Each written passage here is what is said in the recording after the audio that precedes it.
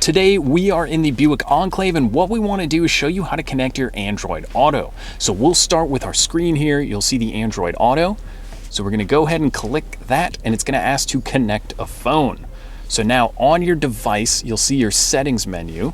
So once you pull that up, you're actually going to go to connections here, and then you'll notice Bluetooth. So in our case, we're going to turn on Bluetooth, and then you can actually click that one more time, and this is going to pull up your list of devices. So now what we're going to be looking for is My Buick. So it will pop up as an available device down here at the bottom. So we'll select My Buick, and now we are going to get a PIN or a passcode to confirm here. So making sure the numbers match, we'll pair there and then pair on the system as well.